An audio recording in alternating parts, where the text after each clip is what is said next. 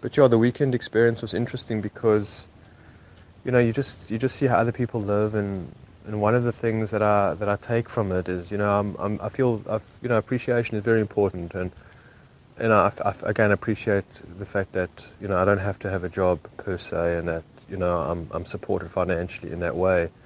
I mean, it costs me a fortune to live and everything else, but so I'm fortunate for that. I appreciate that, but like when you see people living hand to mouth, man, it's hectic. It's really, really hectic, and the stress of it all and everything else. I mean, it's all relative at the same degree because I think I've had a harder life than most people, and just because I feel as deep as I do, as I think, as I do, and in certain ways.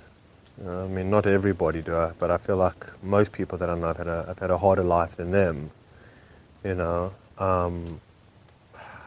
yeah, it's just what it's about. It's what perhaps I came here to experience and do, and not for wrong or right, but it's just it's the person that I am, and to the degree that I need to be challenged. I mean, I can accept it sometimes, but other times I don't have that kind of faith and that trust in it, so it's not easy, you know. But yeah, so so just having that experience and seeing how people live, and then for myself, what I'm most appreciative for, and it's very important, is for the fact of where I'm holding in myself and the work that I've done on myself and the light, excuse me, hopefully that I've brought into the world. So yeah, I mean, vaping. Hey, I don't find like it really. I mean, I'm just coughing now. I don't really find that it has a terrible effect. I mean, I've been vaping for a number of years, not like cigarettes, for heaven's sakes, but I definitely vape too much, and I'm definitely addicted to it. No question about it.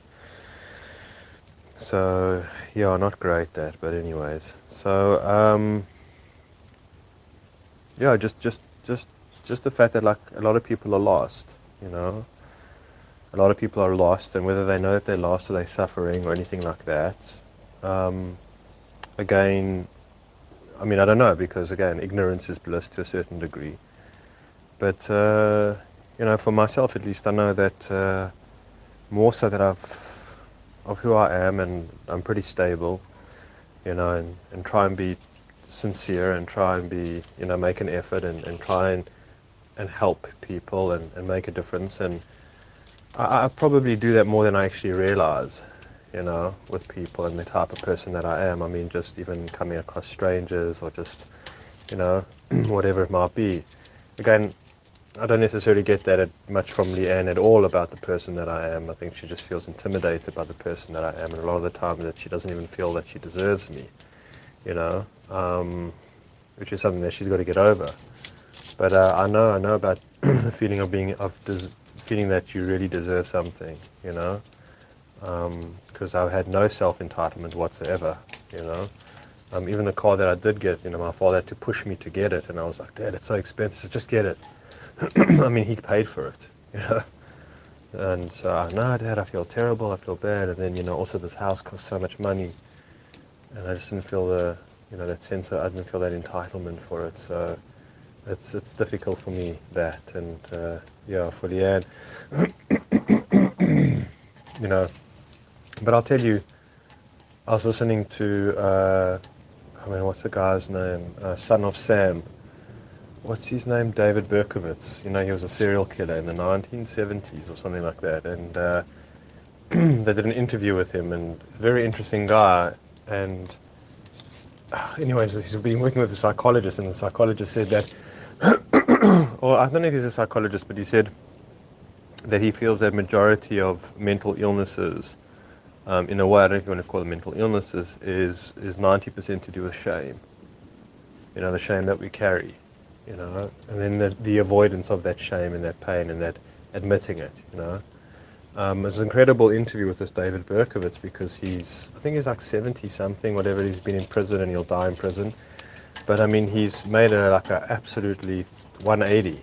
He's a completely different person, and I mean, he studied the Bible, and he speaks on the Bible, and he helps people write into him, youngsters that are suicidal, and it's just amazing how he managed to turn his life around. But he killed these people, and he said that, I've had to live with that, and the shame of it, and the guilt of it, and everything else. But again, just like sort of acknowledging it and taking responsibility for it, and like, can God forgive me? And he does feel that God has forgiven him, in that way, and that's very powerful, So it's like, he did murder people. He's not denying it. He's 100%. I've ruined people's lives. I cut people's lives short. He says I was just a madman. I can't justify it. I live with it daily. Just like the things that we've done, the things that again, when we've been inauthentic and when we've caused harm to others because of pain, and just the shame of not being who we truly are supposed to be. The shame of just like Leanne's thing is the shame that of the shame that she lived, in abject poverty and just feeling like unworthy and just like, sort of a low life, and the shame of just being orphaned. And I'm not making excuses, but just shame. It's the shame that she carries. And shame for me is pretty much the number one emotion that that keeps people from connecting with themselves, with healing, if you will. Shame that they haven't believed in themselves. Shame that they've lost touch with themselves. Just incredible amount of shame. That's how I felt. For a long time. And certain times I felt shame that I couldn't be like my brothers. Or I couldn't be the child that my father wanted me to be. I couldn't manage that. And just shame is for me. This is just my thought on shame. Shame and then guilt. And then that leads to anger, the suppression of that, and helplessness, and self-hatred, and self-sabotage. You don't feel like you deserve anything, you don't feel you deserve love, you don't feel like you deserve support. Again, I don't feel like I deserve to be alive. Again, my purpose was to turn off dripping taps, told you that before. So what kind of shame do I carry if that's the way I feel? Like, that's how much, a child of the divine, pure being, soul, incarnate in spirit, in matter, people feel shame because they don't even have friends on Facebook or Instagram, or they're not popular enough. So it's that ridicule, that self-ridicule, and not good enough, not good enough, not good enough, not good enough, not pretty enough, not rich enough. The whole story. But that's what drives. That's what it is. And again, then the need to seek for people's approval. So the pain, the reluctancy to connect with the shame is where I think everything else kind of spans from. From that unwillingness to sort of embrace the shame and the pain, that holds us back, from being free and being sovereign, and healing. I think is that shame, but we don't even realize it. I'm saying I don't think majority of people realize it at all. I can tell you now, he doesn't respect himself, he doesn't respect others, and again, that empathy of being able to connect with others, that ability for people to feel our pain, and we can't feel others if we don't feel our own pain, if we haven't embraced our own shame, and we don't even understand ourselves, we can't understand others. It's pretty simple. It doesn't have to be rocket science. This doesn't have to get into Jungian archetypes and the collective unconscious and what else might be. That's why I think it's accessible to everybody, in a way, if you just have the guts. But it's the most terrifying thing. It is the most terrifying thing, because then you realize, hold on a minute, I'm lost. I'm lost. And if I don't believe in myself, if I don't have confidence in myself, then it's like, then you have no self-control, no willpower, no motivation, like just no strength really, no direction. You directionlessness, you're lost. Because you can't rely on yourself. It's like you have a GPS in your car or a Google Maps and you don't want to use it, but you have no idea where you are. And there's no ways that you're going to find your way without it. Like, no ways. And And so that's it. So we get in touch with the truer self, the higher self, our true being, and that's what we need to do, you know. And then the soul or the spirit or whatever it is helps us navigate, you know. I also like to think, I mean, I don't know, but you know, my feeling is that I suppose that maybe the time in my life that I'm in right now is that that absolute need for a higher power, you know, absolute need for a higher power. For me personally, like again, I don't know how much makes sense without that. You know, I've seen listen to a guy like Daniel Mackler, and he's still kind of doing the same videos. You know, I check in with these videos like once every 6 months or something like that, maybe that. And I'm like, dude, you're pretty much saying the same thing that you've been saying for the last good couple of years. You know, you're just regurgitating what you've been talking about, childhood trauma. You know, you've said it, dude. You've said it, you've covered it. You know, I don't find, you know, many of his videos to be really you know, transformational. And that's because he doesn't have the you know, the sort of the higher power aspect to any of his videos. You know, he doesn't, because he doesn't believe in it. You know, he just believes in being a good person and everything else, but he just, again, I wouldn't say he's an atheist, but he's kind of an agnostic. It's like, you know, you can only get so far, you know, I believe, and you become a bit limited. I mean, who am I to say? There's been, you know, great psychologists and existential thinkers that, I don't know, who was it that was, I was thinking the other day there was an atheist. I can't get it right. Anyways, but like, yeah, so that's the thing, is that you need something, you know, also as a form of just relationship. You know, I've been, the synchronicities for myself around Jesus, and I don't really like that name, but the word Christ is so hectic. There's just such an energy to that word Christ. Jesus is like, you know, you stump your toe, like, oh, Jesus, man. You know, like, Jesus, you lay, like it's a slang word, you know, Jesus has become, you know, whatever, it's still a powerful word, but the word Christ is really, really like it's got something to it. There's really something to it. And so the synchronicities for me around, you know, just Christ itself has just been non-stop in my life. Now, I don't necessarily believe that there was a fella named Jesus Christ who died on the cross to save me from my sins. And it doesn't make sense at all. For me, that just doesn't make sense. You know, again, I'll be listening to somebody in a podcast and they talk pretty well and whatever, then I'll just say, you know, well, we are, and they're intelligent and so clever in so many ways. And then it comes to this thing about, you know, Jesus. Well, you know, he died on he died on the cross for our sins because we were born in. And I'm like, oh, dude, come on, man, you seriously can't believe that crap. You know, that sounds like just such propaganda or something like that. But you know, for myself, so I'm like haunted, you know, not haunted, I would say it's a bad word, but like the synchronicities around Christ, around Jesus. And I'm like, yeah, I don't really believe that, you know, I wouldn't say believe, I say maybe, but I think it's a fundamental, you know, story, again, of bearing one's cross and, you know, and being nailed to it and you know, really a lot about, not a lot, but I'm saying the teachings of Christianity.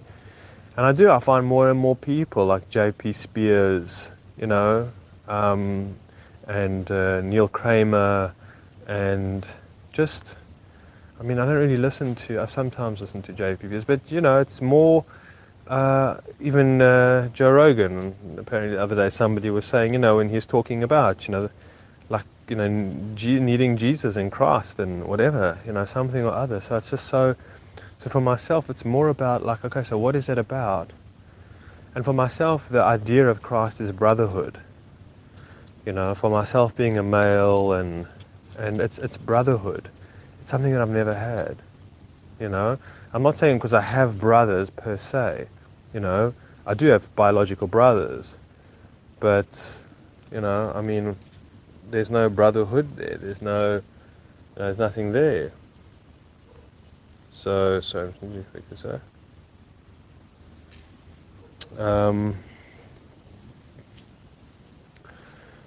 Yeah, so brotherhood.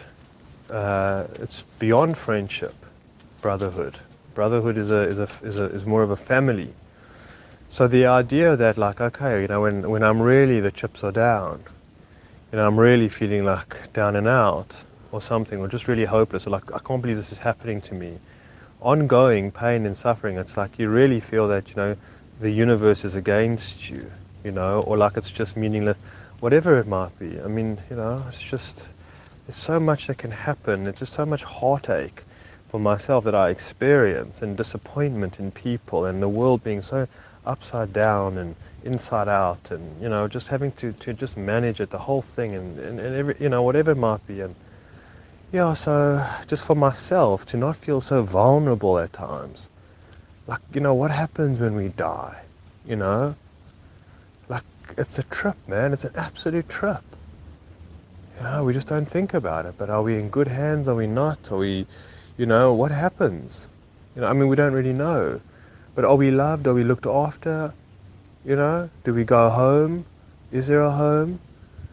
It's so important to consider these things, to think about them, and to live by them. I was listening to somebody, and it was saying, like, if this is your last incarnation here, do you realize that how beautiful it makes so many moments? Because if it's really your last incarnation, and you're like, okay, you say, higher self, I'm done. I'm not coming back. I can't come back. I put everything into this round. It was so freaking hard. I just don't want to put myself, my higher self, my being, I don't want to put my soul through this type of thing again, even if I forget, like in the Good Place, in that TV series, comedy thing, which is quite, I don't know, but like, I don't want to have to go through it again. Why? I just want to get the job done. You know what I mean? And then hopefully move on to sort of higher dimensions, or, being more of assistant, maybe guardian angel or something like that. I'm sure there's lots of work to be done. It's just okay, get carried away with that. But, that there is,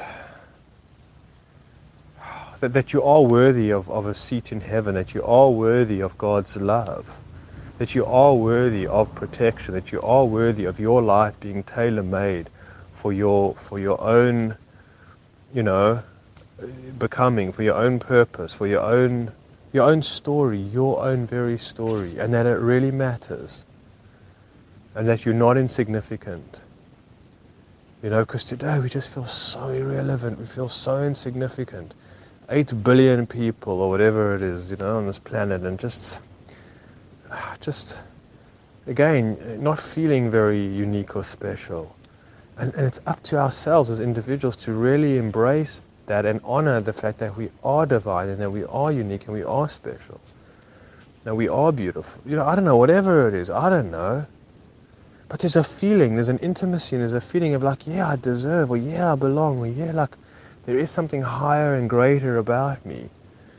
Truly, and I try and live that within my day, within the things that happen to me, whether they're good or bad. The impermanence of things. I'm passing through this life. It's a passageway. It's not the be-all and end-all. It's so not the be-all and end-all. Type of thing. And not to, again, that's what I spoke about with impermanence. Again, like, even the bad and the suffering is impermanent. Even if somebody screwed you over, or, somebody, whatever it is, it's like, what is the thinking, what is the analogy that I was thinking of? I mean, just to try and understand this.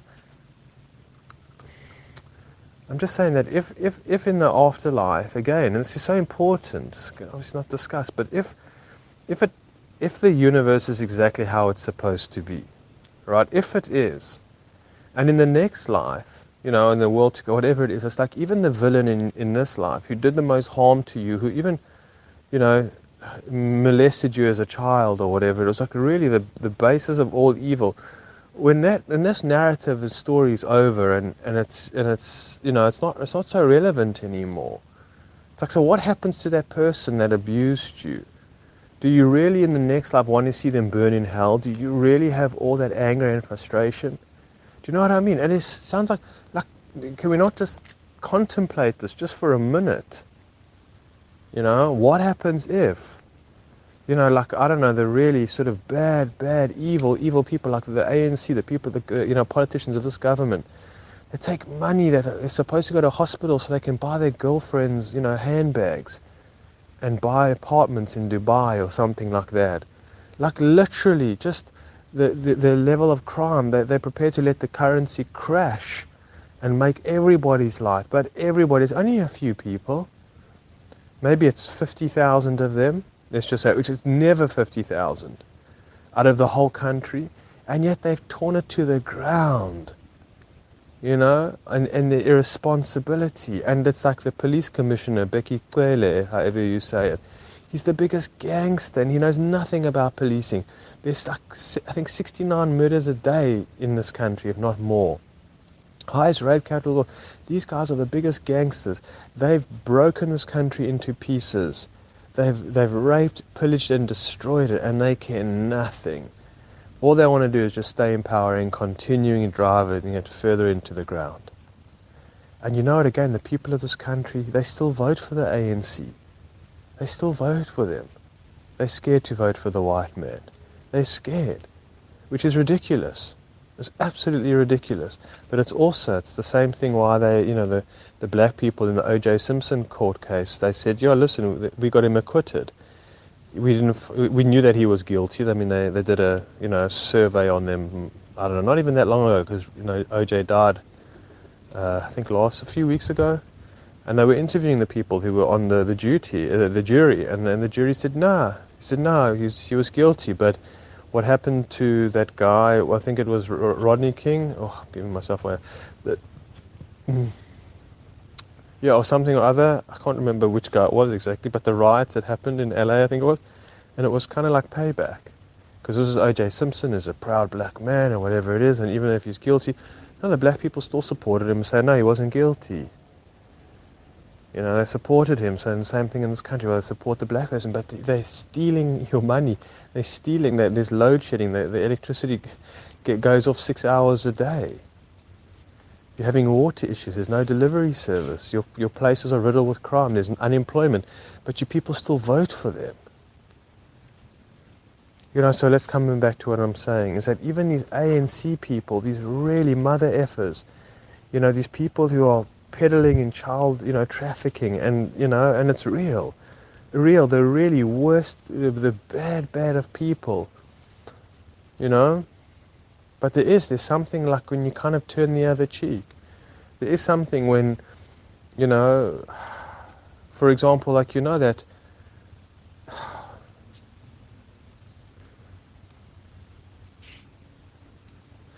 don't know how to put it, but it's just like, you realize that to a certain degree, that these people are just so broken that you just move on with. I can't really make the point of what I'm saying, but in the next life, there's no ANC guys, there's no politicians in that way.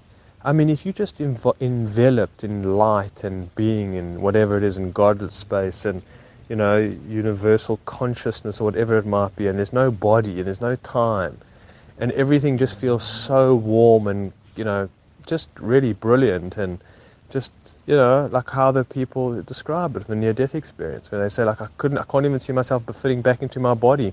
My body's so small, but my spirit is so large. Like, I couldn't see, like, when I was hovering over my body, it was on this operating table, they told me to go back, and I don't want to go back. I was like, I can't fit in this, way too small.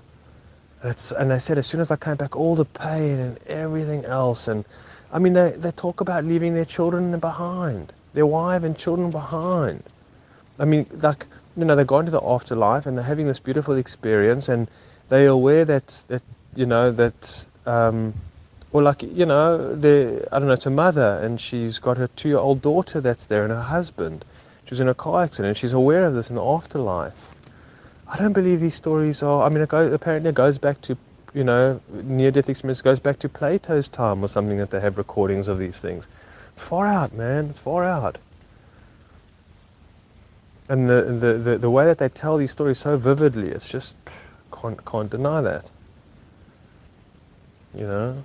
And how they remember it. And you can see it's transformational. You can see there are some people that want to just write books and make money of it, and it's bullshit.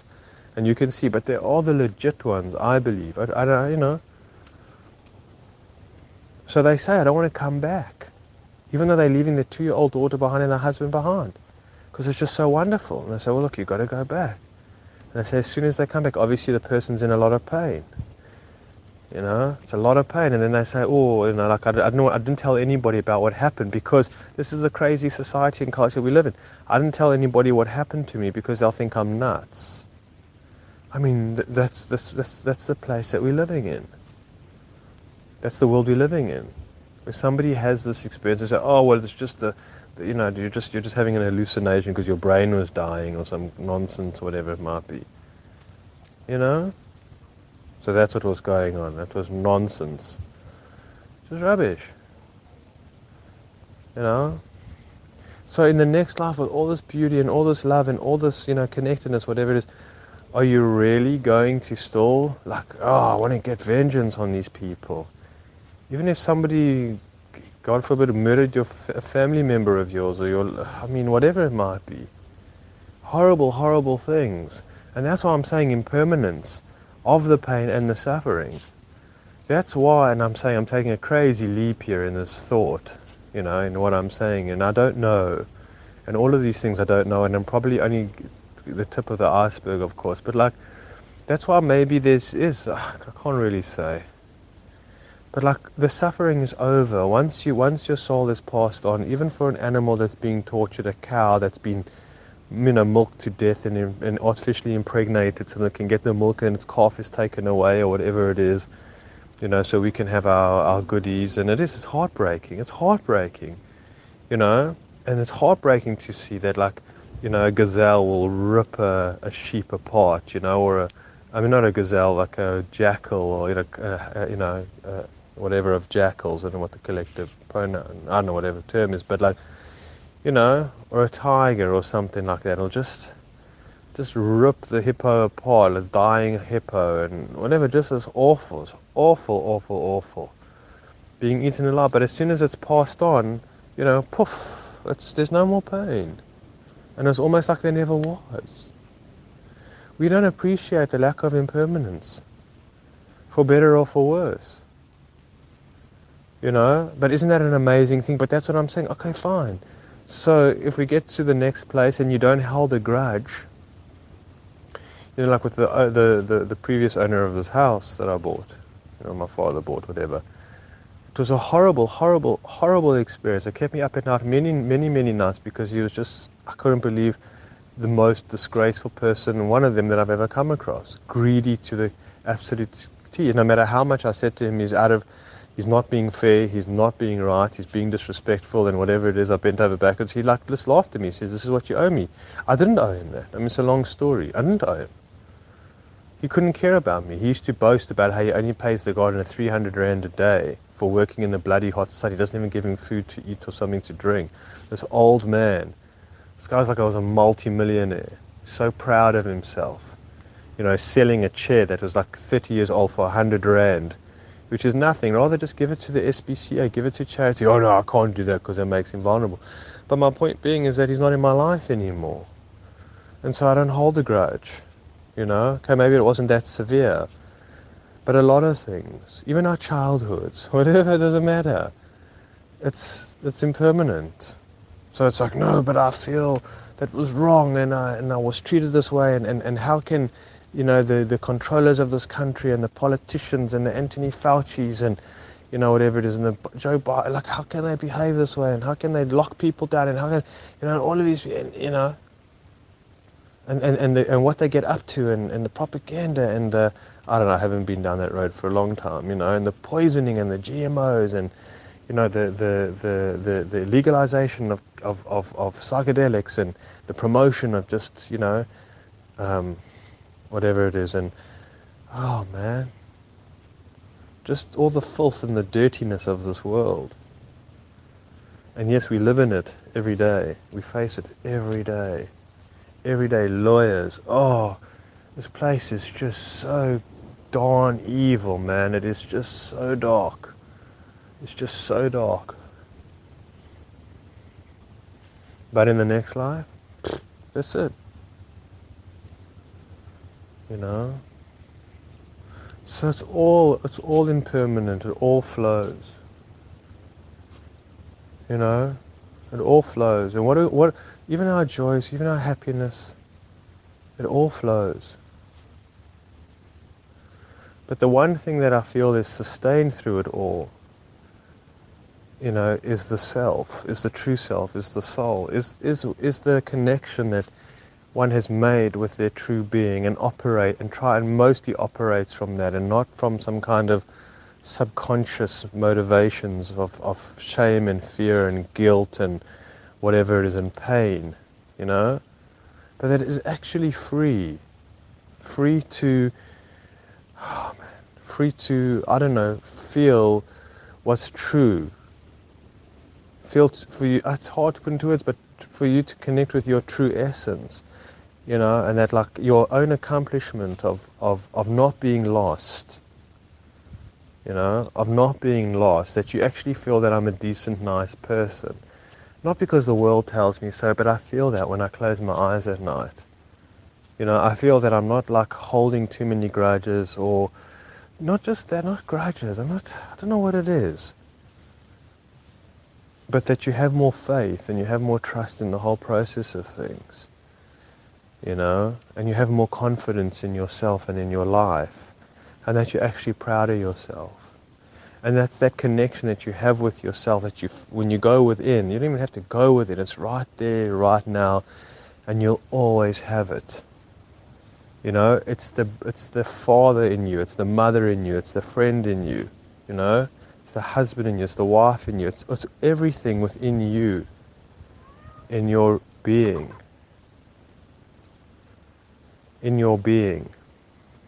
and that keeps you company, and that keeps you sane, and that keeps you connected to one another, to people, to plants, to animals, to God, to Christ, whoever, whatever it might be, you know, to nature, that you feel that you belong to something, that you belong. Not like to a football team, you know, or the class of, you know, 2005 that I belonged to, you know, at high school.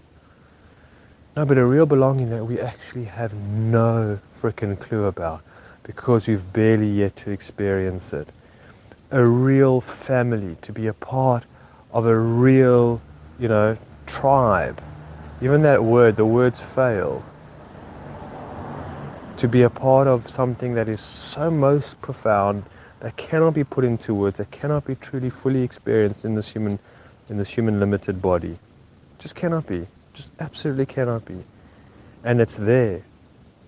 And it's everything, you know. It's everything. In all its completion, in all its glory, nothing needed, nothing lacking. Just pure, absolute, infinite being. You know? And I believe we do. We get there by looking after ourselves. We get there by making choices. Choices. Free choice. Free choice. To be better than we are the day before. To be continuously growing, and we accessing this. It's not just belief. It's not just beliefs of what I'm talking about. Oh, well, if you believe this or something. It's not a belief. It's an action. It's a state of being in action every single day. Every single day. That you're having to cultivate and build something. It doesn't just come for free. It doesn't just come for free. But that you've worked on it. And there is satisfaction in what you're doing. And I'm saying for myself, that's what I feel about myself. And it's like, I feel so like, you know, how dare I, let me send this in case it gets deleted. How dare I feel a sense of satisfaction about myself?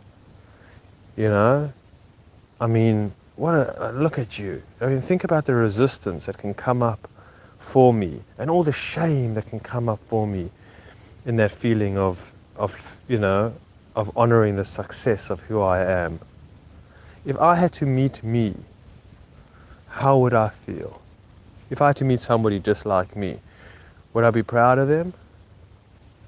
Would I connect with them? Would I feel with that I'm looking at something like really special, something really unique, really beautiful, like somebody that I could really trust, somebody that I feel like could have my back, you know, when the chips are down. Somebody who just understands me, just connects with me. When I talk about my pain, they fully understand my pain. You know, somebody that I see like the leadership qualities, consistent with leadership qualities, consistent in to a degree of courage and commitment to what's true and to what's real, and I don't know, like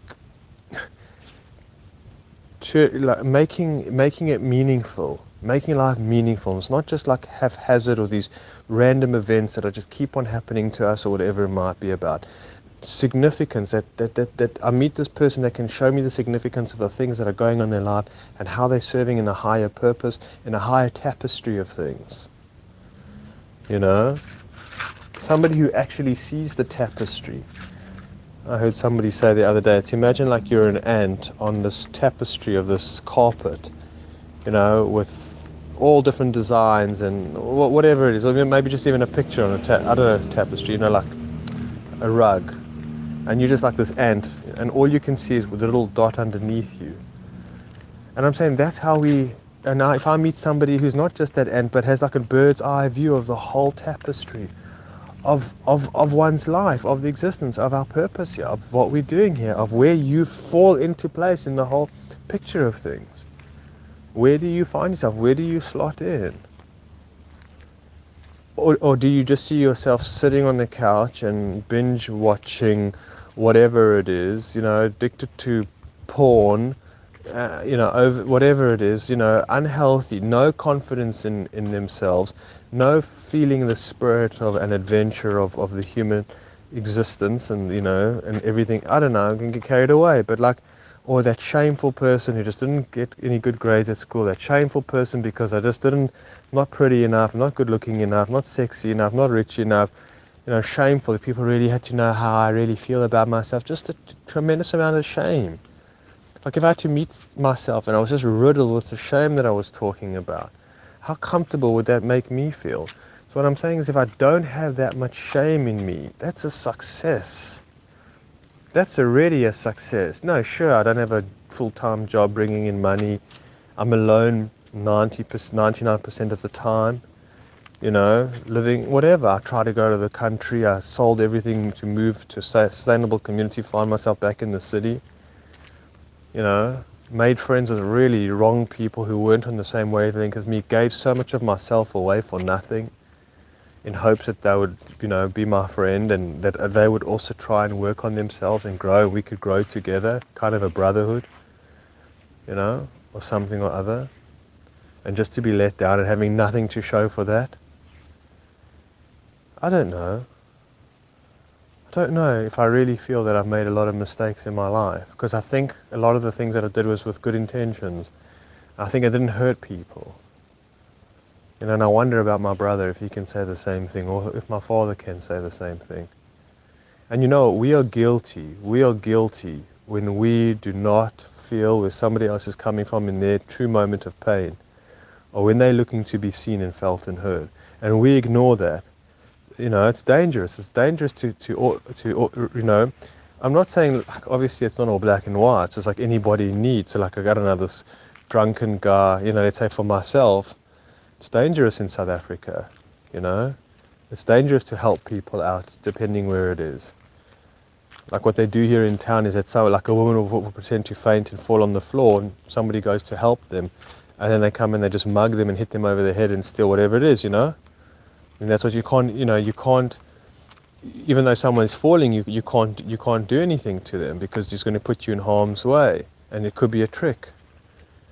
You know, or something like that. So I'm just giving a poor example, but if you can see somebody in need, you know, like this woman, she does the mending of the clothing that I get from my father's company.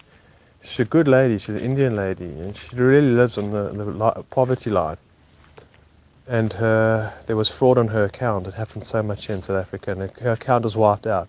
She's got 23 cents in her account. She can't feed herself, she can't pay her rent, she's just stuck. So what's my duty here? I have a duty here, and it's going to sting me because I'm going to transfer money into her account, which she won't be able to pay me back. So I'm going to be less than without it, but there's a responsibility that lies on my shoulders. I can't just look away. In so many ways, we can't just look away because it's not convenient for us, because it doesn't really, do anything for us. We don't gain from it. I mean, I am gaining in a way. It's an opportunity. It's an opportunity to help others, to respect others, but not everybody. Not narcissists or son of bitches and just really horrible, horrible people. They're not deserving of my time. But the other day I was driving down this road. It was quite late. It was a Sunday afternoon. I see these two black guys, and they carry this massive heavy metal stuff on their heads, and they're exhausted. And I saw them because I drove back one way, and I saw them like 2 kilometers down, and they were exhausted. And like I said, nah, and I happened to have some cash in my pocket, and I drove up to the guys and I said, "Hey man, I saw you walking down." I said, "Yeah, bro, this is so heavy." I said, "How much are you?" Because they recycle the metal. I said, "How much are you going to get for that?" So one guy says 25 rand, the other one he says 25. I said, "You're going to get 50 rand for all of that, and how far you've walked?" He says, "Oh, we walked," and he told me the place. I was like, "That's a half an hour away. Walk at least. Walk at least." He says, "Yeah." I said, "For 25 rand." He says, "What can we do, my brother? What can we do? We got a family to feed. What can we do?" Anyway, so I gave them some cash, and like I saw them, and it wasn't just so much about the cash that was so important for them, but that I saw their pain and their suffering. And they said, "We just feel like a human being, we just feel so respected." And they will remember me. And that money wasn't big, but it was that I went out of my way, in a way, for somebody else's discomfort. Now, you can't do that. I do that with my brother, my older brother, who's an alcoholic, or ex-alcoholic, whatever. I try to be there for him, and all he does is sabotage me. He's like, we'll say, "Oh, yeah, yeah, can you just walk to my house? I can't fetch you." Then I'll get to his house, and then he'll be like, "No, I got to go somewhere, and I can't drop you if you've got to walk back." Or something crap, like just rubbish. Just people that are going to absolutely take advantage of you. It's heartbreaking. So, again, just trying to be a better person, or just trying to look out for the discomfort of others, but not people who aren't. You don't want to get stuck in anything with anybody. Look at Marlene, what happened with Marlene, and I paid the price. Most people, I paid the price. So I've got to be very careful, because if I care for myself and I love myself, anyways, you get what I'm saying. But that's so important. So important. We're always thinking about myself and how can I heal myself. And the way that, like I said to Leanne, the way that you can get better is by, like I said to Leanne, like if you do it, like, it obviously makes you upset and sad when you let me down and disappoint me. She says, yes. I said, well, how do you feel about yourself? I say, not good. I said, what happens if you had to try and make me happy? Or try and not let me down? I said, how would you feel? She said, good. I said, yes, so your life, that's, it's not about you and being self-serving to yourself. It's not about that. There's so much more to it than that. It's not just about you. And then like, oh, well, how can I heal? Okay, I've got to look at my childhood trauma. Sure. I've got to look at my pain and my shame. Sure. These are all things you've got to do. Sure. Not denying that. But what's the action? The action is that if you're able to see your own shame and pain, that you can see it in others. And you can make other people happy by being there and being of support to them and making a difference in your life. And then you can feel fulfilled. Also, it's an opportunity to make yourself feel fulfilled. You can't feel fulfilled completely fulfilled if you don't have, to a large degree, that helping and assisting of others, or just being, in support of others, or just seeing other people, just seeing them in their agony, in their pain. That's the thing with Marlene. Nobody saw Marlene. Nobody saw Marlene. But also you got to be careful, because a lot of people don't really want to be seen. My brother that I'm talking about, he doesn't want to be seen, and when I do see him, he's very uncomfortable with it. Just by me being around, he's very uncomfortable, because I'm sincere. I'm like, dude, I see who you are. I see you behaving like a child. I'm not going to play your game. He doesn't like that. So I can see. You know what I'm saying? So we absolutely have an obligation. For me, to see this cat, even though I can't stand her time, to see her need as a cat. So many people have dogs, and it's a massive dog, and it stays in such a small little garden space, got nowhere to really run, nowhere to really play, and no one really gives it attention. The only point of the dog is to provide protection. That's it. Otherwise, I don't give a shit. I don't give a hoot. I don't care about its diet. I don't care about it at all. We should take responsibility for the animals in our lives, a responsibility for the people in our lives. You know, should always be a fair exchange. Really, don't try and hustle somebody an extra couple of bucks when you can afford to pay the full price, and you see that they're in dire straits and this is how they make their living, and you coming along like a big deal, I want to get a discount. Can't do that. Sensitivity, my man, sensitivity. It's what the world absolutely lacks, is sensitivity. You're so busy trying to get one up, and fill our own plates. Let our plates overflow while other plates are empty and hungry. And we don't give a crap, we don't give a care, we don't give a darn. And that just goes to show that somebody who doesn't give a darn is somebody who's disconnected from their spirit and their soul. There's no question about it. That's the price you pay. There's almost like some kind of automatic, let me just put this inside. There's some kind of like possession, in a way, that comes in with somebody who's not connected to their true self and higher being. I was listening to this Piers Morgan, and he was doing this interview on this woman, this young girl, at the age of 16. She organized for 2 of her friends to kill her father, her mother, and her 2 brothers. And it was like, it just sounded like such a cool idea. I'm saying we have no idea the evil that lurks in us, the potential of evil that lurks in us. We just have no idea. And again, if we are not taking the steering wheel, if we are not coming from our true selves in our consciousness and our spirit, then we're being taken over by something else. Completely, utterly. It's like a drunken person. The alcohol, the intoxication, they get drunk on something. There's something else takes over them. And so to us, so with us as well as human beings. Our whole lives, we just live with maybe our ancestral trauma, or the way that our father, treated women, and we do the same to women, whatever it might be. We don't even realize we're doing it. It's unconscious. We don't even realize we're doing it. So there's other forces that take over us. Again, if you don't make a plan, as Terence McKenna says, a plan will be made for you, for your life. Most people live out somebody else's plan every single day of their lives. And mostly it's a very narcissistic self-serving, because it's not serving the soul, it's serving the inauthentic self, it's serving the ego. All that time, all that investment, all that energy is just going into ego feed. It's creating some kind of, and that's impermanent. That's impermanent. So it's when somebody of a late age in life, 80 years old, realizes how impermanent their life is, but they've been investing in their ego the whole time. They don't really have real relation, whatever it might be. They just have, they just realize they've lived a very selfish life in service to themselves, not the true self, again, but for their own comforts and wealth and opulence and whatever it might be, to feel good about themselves in a very short-lived way. That's it, guys. That's it. You've been living a life to feel comfort and to feel good, and it's very short-lived, because you never feel good enough. Even if you make your first million, then you've got to make another million. You're never satiated, you're never satisfied, you're never happy with it, you're never at peace.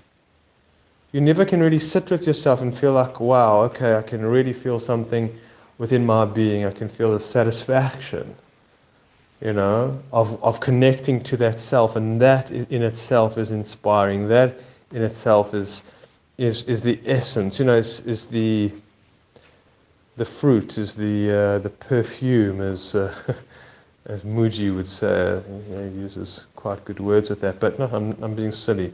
But there's a word for it, the elixir or something that's within us that we feel wherever we go, and it's there, and that keeps us, and it's our connection again to Christ, to higher self, to God, to the collectiveness of just the family, and that we are part of something, as opposed to isolated, alone, separated,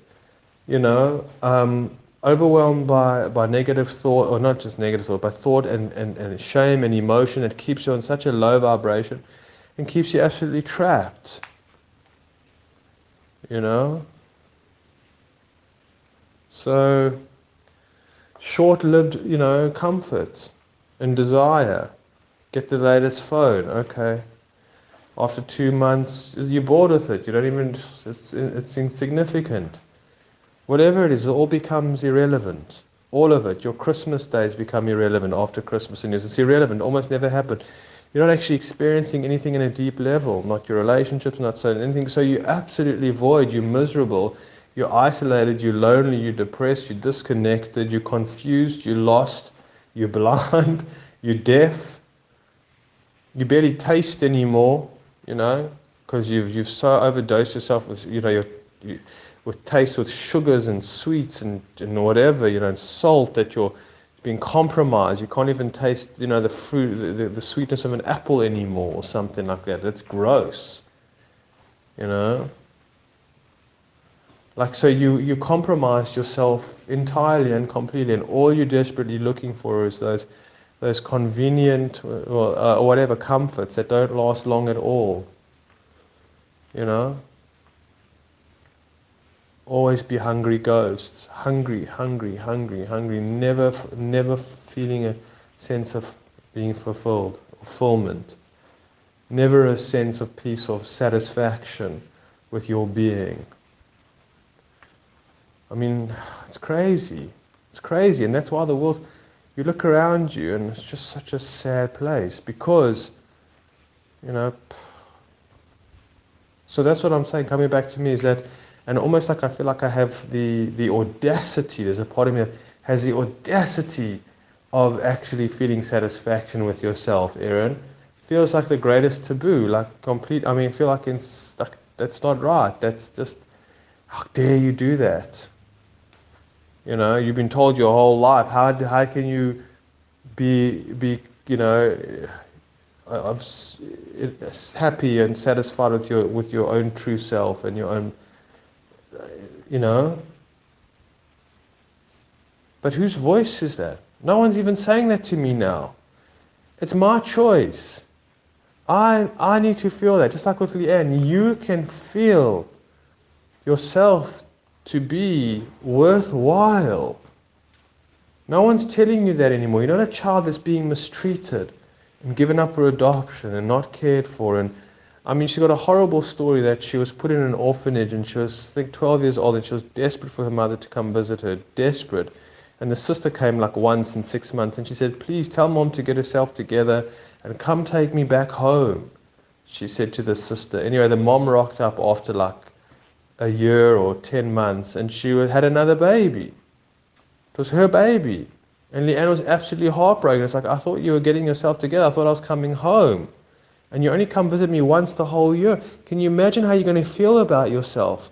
Can you imagine how you're going to feel about other people? What are you going to, how do you interpret yourself and your own self-worth from something like that?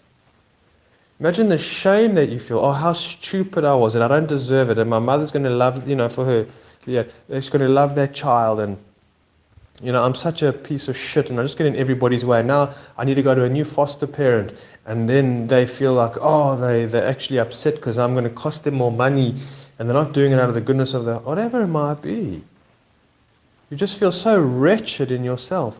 But for Leanne, like right now in her life, who is saying to you that you are wretched? Who are saying to you that you're unredeemable? Who are saying that you're an absolute disgraceful human being? Who's saying that to you? Look, don't get me wrong. People are in marriages where that's happening all the time, and parents do things. But once you're a child, once you're like, for me, no one's saying it to me. My father's not saying it to me anymore. There's no feathers out of my father's hat that I can take. There's nothing. I'm saying, like, it feels nice when he says, "Oh boy, I love you and I'm proud of you." It's like, great. How long does that last? I don't really care. But for my brothers, it means the world to them. It's like, oh, if my father can see me, and my brothers are older than me. Oh, and they married men, and they got, oh, if Daddy can see me, I can just feel that peace with myself because I've never gotten that love. I've never gotten that affection. So that would be so cool. That would be so awesome. If I can just get that. And for me, it's like, I'm not, what's that going to do for me? Nothing, zero. You're not somebody that in my life that I look to that would really feel like, wow, impressed if you know, because of who are, you know, like, you know, you're not somebody of credibility. You're not somebody that I look up to. You're not somebody that I actually respect. I mean, on the surface, yes, I respect you, but I do think that you've just, you know, you've never tried in your life. Not because you didn't raise me properly, but I'm just saying to be true in your own self. To find yourself worthy. You never tried. You never compromised. What if you sacrificed? What crosses did you carry? Do me a favor. What did you do? That's how also I get upset with Leanne. It's like, what compromises are you doing? Like, people just think that they can run amok at life, they can behave however it is, and it's going to all work out okay. Or something like that. It's just wishful thinking. It's ridiculous. So again, for myself, you know, I can't depend on you seeing, you know, it does help, but I can't depend on that. Of you seeing, no, Aaron, you should do recordings. You know, Aaron, you know, you have something to offer. Aaron, I listen to, you know, whatever, and I do, of course, but I mean, that can't be the be all and end all that I'm saying. I'm looking externally. I'm saying to my dad, please see me, or my mother, or, you know, to people. I mean, yes, you want to be seen, but people, you know, you want to matter to people, and you must matter to people, and you must make it that you matter to people, the right people. If you can, the right people, that you make it that you matter. But again, for myself, is that I matter to me, and I have the right to say that I am happy with myself. I wouldn't say the word is happy. I wouldn't say the word is content. But I am. There's something there that I feel proud with the person that I am. It's an emotion. It's of affection towards myself. Of just like, oh man, and I don't do it enough. Like, good job. Well done.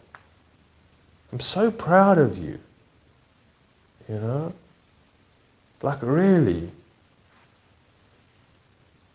And to own that. And just to remember that all the time.